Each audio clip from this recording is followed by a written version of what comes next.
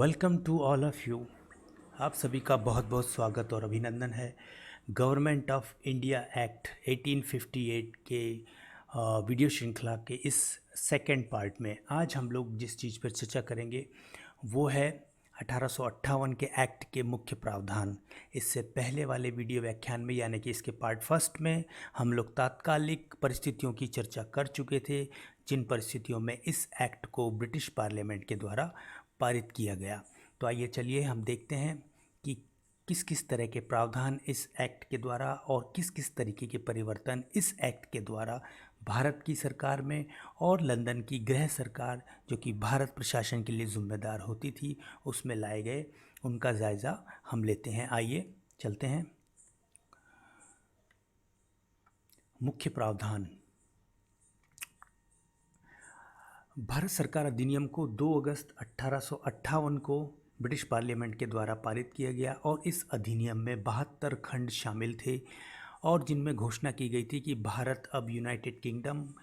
Of Britain और Ireland की महारानी महामहिम विक्टोरिया के नाम पर और उसके द्वारा शासित होगा। तो बिल्कुल स्पष्ट है, इसमें समझने में कोई परेशानी नहीं है कि अब कंपनी के शासन का पूरी तरह अंत कर दिया गया था और कंपनी के अधीन सभी भारतीय क्षेत्रों पर अब ब्रिटिश क्राउन का नियंत्रण और आधिपत्य होगा। इसकी घोषणा इस अधिनियम के द्वारा स्पष्ट रूप से कर दी गई थी।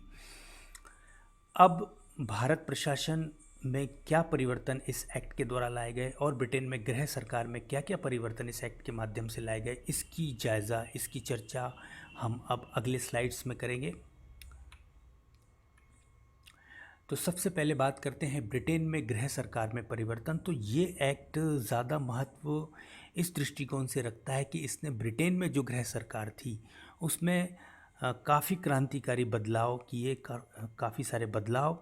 ब्रिटेन में ही लाए गए, क्योंकि आप सभी को विदित है कि कंपनी के जो शासन था उसका संचालन मुख्य रूप से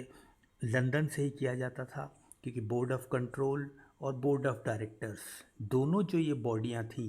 दोनों ये जो संस्थान थी, ये लंदन से ही कार्य करते थे और इन दोनों के दोहरे नियंत्रण के अधीन भारत में गवर्नर जनरल भारत सरकार का शासन देखता था। तो इस एक्ट ने बड़ा ही महत्वपूर्ण परिवर्तन इन दोनों गृह सरकार जो कि लंदन में हुआ करती थी उनमें उनके लाया गया। क्या था ये परिवर्तन? सबसे पहले बात करते हैं पहला जो परिवर्तन जो कि गृह सरकार में हमें देखने को मिलता है कि क्राउन ने भारतीय क्षेत्रों की सरकार और राजस्व को खुद संभाल लिया और भारतीय क्षेत्रों एवं भारतीय राज्यों से प्राप्त होने वाले नजरानों पर अपना सर्वोच्च अधिकार घोषित कर दिया। तो ये स्वाभाविक रूप से होना ही था और बिल्कुल आसान है समझने में, इसमें कोई समस्या नहीं है। दूसरा जो महत्वपूर्ण परिवर्तन इस एक्ट के माध्यम से लाया गया जो कि काफ़ी महत्व रखता है और वो ये था कि भारत सरकार अधिनियम ने भारत के राज्य सचिव यानी कि secretary of state for India इस पद की स्थापना की थी और इस पद के लिए संसद के किसी भी सदन का सदस्य होना बहुत आवश्यक था और इसकी रैंकिंग जो थी वो कैबिनेट मंत्री के स्तर की थी और भारत सचिव के पद में निदेशक मंडल के सभी कार्य और शक्तियां निहित कर दी गई थी। अर्थात सबसे जो महत्वपूर्ण परिवर्तन इस 1858 के एक्ट के द्वारा लाया गया वो ये था कि इसमें board of control and board of director जो इससे पहले नियंत्रणकारी संस्थान हुआ करते थे जो भारत में प्रशासन को नियंत्रित और निर्देशित करते थे, उन दोनों को समाप्त कर दिया गया और निदेशक मंडल यानी कि बोर्ड ऑफ डायरेक्टर्स की जितने भी कार्य और शक्तियां थे अब वो भारत के राज्य सचिव में निहित कर दी गई, जिसका दर्जा ब्रिटिश पार्लियामेंट में कैबिनेट मंत्री के स्तर का हुआ करता था। सबसे पहले बोर्ड ऑफ राज्य सचिव लॉर्ड स्टैनली बने। महत्वपूर्ण प्रश्न है ये कि पहला सेक्रेटरी ऑफ स्टेट कौन था, तो इसका जवाब होगा लॉर्ड स्टैनली। अगला जो प्रावधान था कि कंपनी के निदेशक मंडल और उनका कार्यालय और संसद के अधीन स्थापित नियंत्रण बोर्ड सब कुछ समाप्त कर दिया गया था, इसकी चर्चा हम कर चुके हैं। आइए अगले प्रावधान का जायजा लेते हैं और ये था कि भारत सचिव कार्य कैसे करेगा। तो यहाँ पर इस प्रावधान से हमें इस चीज़ की जानकारी मिलती है कि भारत सचिव जो था उसकी सहायता के लिए एक 15 सदस्यीय परिषद council of the secretary of state of India बनाई गई। अब इस परिषद में सदस्य कौन थे? तो इस परिषद में कुल 8 सदस्य जो की नियुक्ति क्राउन के द्वारा होनी थी, और जो बाकी के 7 सदस्य थे वो कंपनी के निदेशक मंडल ने अपने में से ही चुने जाने थे। तो इस तरह से हम देखते हैं कि एक 15 सदस्यीय काउंसिल का निर्माण किया गया, जो भारत सचिव को उसके कार्य में सहायता देने के दायित्व से उसका दायित्व दिया गया। और इसके जो सदस्य थे उनमें से 8 की जो नियुक्ति थी, यानी कि बहुमत जो था वो क्राउन का था, क्राउन के द्वारा नियुक्त सदस्यों का था, जिनकी संख्या 8 थी। और बाकी के जो 7 सदस्य थे वो कंपनी के बोर्ड ऑफ डायरेक्टर्स के द्वारा अपने में से ही चुने जाने थे। अब उसके लिए कंडीशन ये लगाई गई कि परिषद में नियुक्ति के लिए भारत का अनुभव अनिवार्य कर दिया गया, और भारत में लगातार पिछले 10 साल निवास और उसका भारतीय प्रशासन का अनुभव, ये जो 2 मुख्य बातें थी, ये परिषद का सदस्य कंपनी की ओर से बनने के लिए आवश्यक रूप से पूरी की जानी थी। तो अब ये शर्तें जो पूरी करने वाले थे अधिकतर वो लोग थे जो कि भारत में सिविल सेवा के तहत कार्य कर चुके थे कंपनी के अधीन। तो ऐसे ही ज़्यादातर लोगों को जो है भारत सचिव की परिषद की नियुक्ति की पात्रता होने के कारण उन्हीं को ये अवसर दिया गया, क्योंकि जाहिर सी बात थी कि सिविल सर्विसेज में जो ब्रिटिश भर्ती होते थे वही भारत में 10 वर्ष का कार्य का अनुभव रखते थे। तो जाहिर सी बात है कि ऐसे ही अवकाश प्राप्त यानी कि सेवानिवृत्त भारतीय सिविल सेवा के अधिकारियों से ही यह भारत राज्य सचिव की 15 सदस्यीय काउंसिल बनती थी। 8 सदस्य क्राउन द्वारा और 7 सदस्य निदेशक मंडल के द्वारा नियुक्त किए जाते थे। अगला बिंदु जिस पर हम चर्चा करते हैं वो है अब इनका कार्यकाल क्या था। तो परिषद के सदस्यों का कार्यकाल उनके अच्छे आचरण के बने रहने तक था, यानी कि क्राउन के प्रसाद पर्यंत था, और उन्हें संसद के दोनों सदनों की सलाह पर केवल क्राउन के द्वारा ही हटाया जा सकता था। अगला प्रावधान है कि परिषद में पद रिक्त होने पर क्राउन के द्वारा भरे गए स्थानों को केवल क्राउन द्वारा ही भरा जा सकता था, और कंपनी के निदेशक द्वारा भरे गए स्थानों की रिक्त होने पर यह सह विकल्प के द्वारा भरा जाना था। अगला जो महत्वपूर्ण प्रावधान हमें देखने को मिलता है कि इसका अध्यक्ष कौन होगा। तो भारत सचिव जो था वही अपनी परिषद के अध्यक्ष के रूप में कार्य करता था, और उसे परिषद के फैसलों पर वीटो करने का अधिकार था। This is also very important fact कि भारत सचिव अपने परिषद के द्वारा किए गए निर्णयों को रद्द कर सकता था, उसे वीटो करने का अधिकार था, लेकिन यह एक शर्त के अधीन था, और वो शर्त ये थी कि ऋण और व्यय वाले मामलों में परिषद के निर्णय पर वह अपना निषेध अधिकार का प्रयोग नहीं कर सकता था, ना ही वो अस्वीकार कर सकता था। यानी कि कुल मिलाकर जो मुद्दे ऋण और व्यय से संबंधित होते थे उन पर secretary of state for India veto नहीं कर सकता था। अनिवार्यता उसे परिषद के निर्णय मान्य होंगे यदि वो ऋण और व्यय से संबंधित हैं। तो अगला जो प्रावधान है वो है परिषद को राज्य सचिव के विचारों के अनुरूप चलने और उसके निर्देशों को मानने का निर्देश था, परंतु व्यय और ऋण के मामले में परिषद के निर्णय राज्य सचिव पर बाध्यकारी थे, जिसकी चर्चा हमने अभी अभी की है कि इन 2 मामलों में, व्यय और ऋण के मामलों में परिषद के निर्णय राज्य सचिव पर बाध्यकारी थे। वो इन मामलों पर अपने वीटो पावर का प्रयोग नहीं कर सकता था।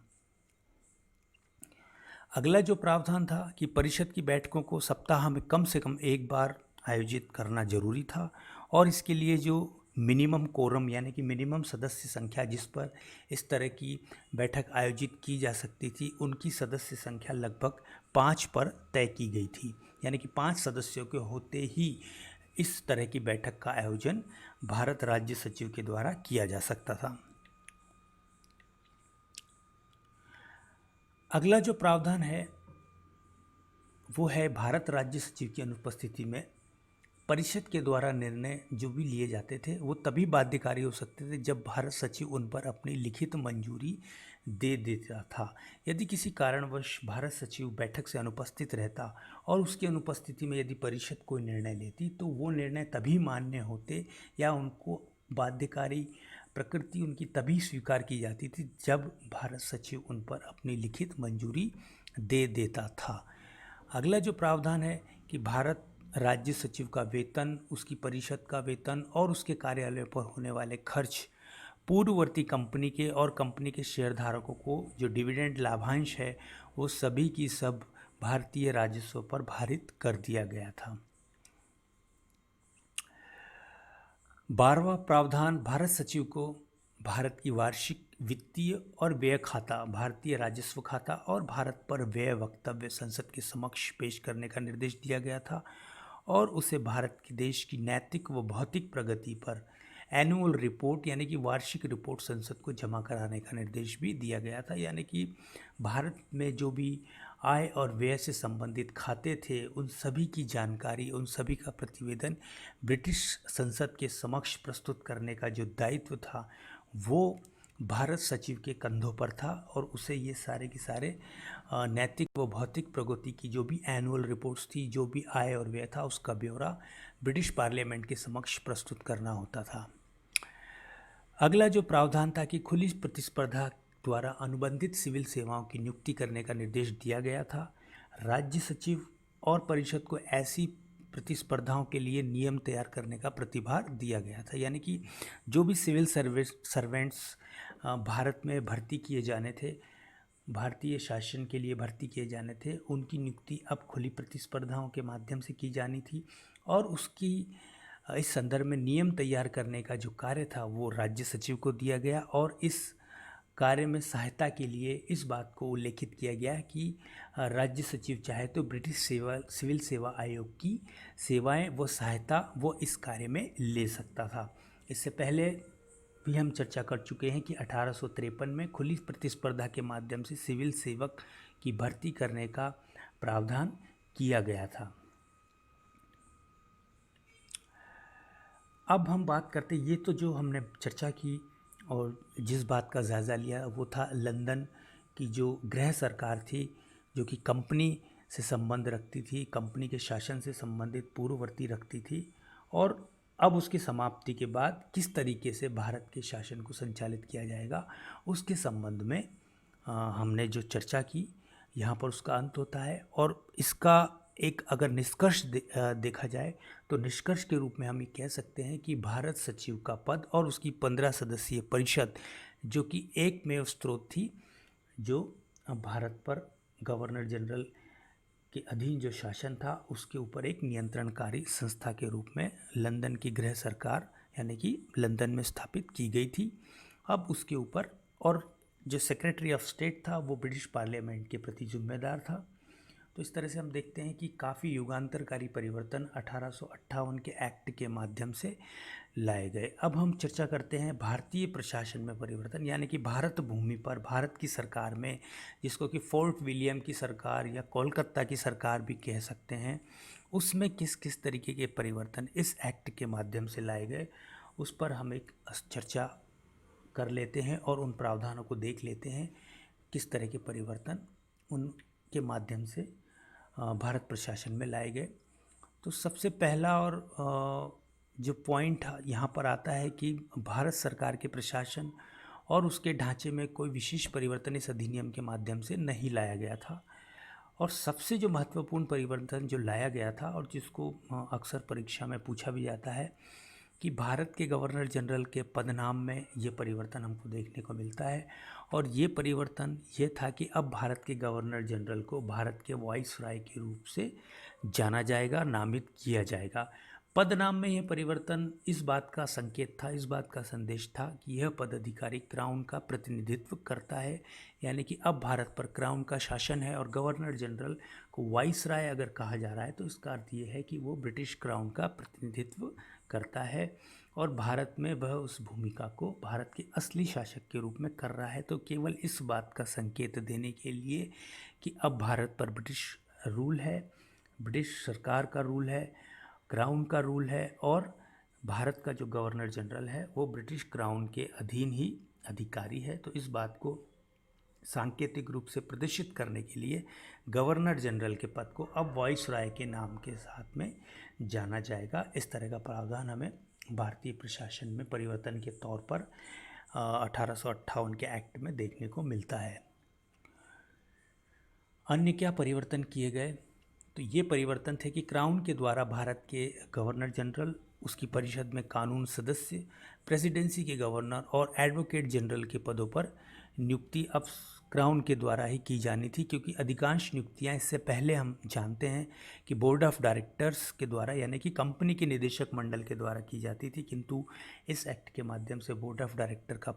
जो संस्था थी उसको समाप्त कर दिया गया था। तो अब ये अधिकतर नियुक्तियां जो हैं क्राउन के द्वारा ही की जानी चाहिए। अगला जो प्रावधान है वो है, और स्वाभाविक भी था, कि कंपनी को सैन्य और नौसैनिक बलों को अब रॉयल आर्मी और रॉयल नेवी का अंग बना दिया गया था, और कंपनी से ली गई सेना के लोगों की सेवाओं को उन्हीं शर्तों के अधीन अब रॉयल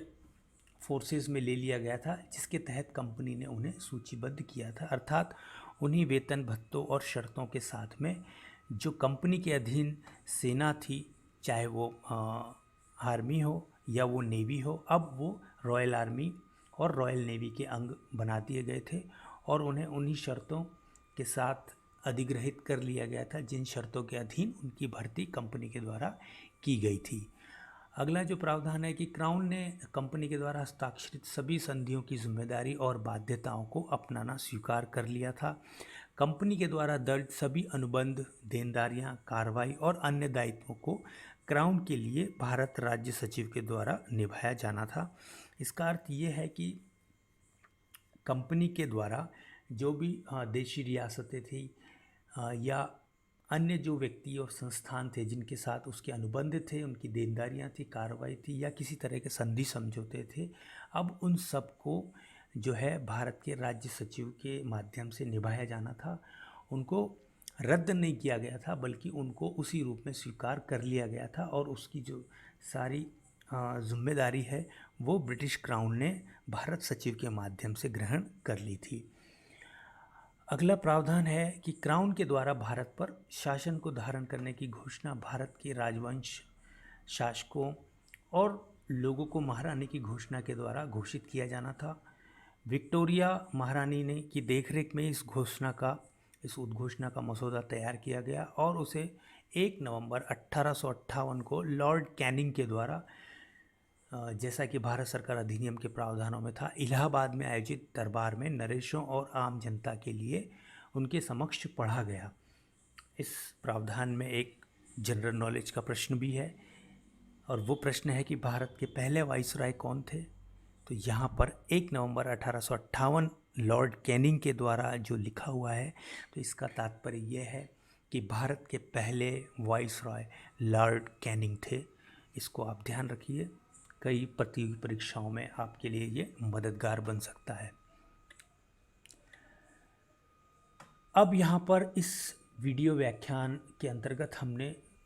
लंदन की गृह सरकार और भारत प्रशासन में जो परिवर्तन 1858 के एक्ट के द्वारा लाए गए उन पर विस्तार पूर्वक चर्चा की। उम्मीद है कि आपको यह वीडियो व्याख्यान पसंद आया होगा, और यदि आपके इस व्याख्यान से संबंधित कोई प्रश्न है तो मैं आपको आमंत्रित करता हूं कि इस वीडियो के नीचे दिए गए कमेंट बॉक्स में अपने प्रश्न आप प्रस्तुत कर सकते हैं,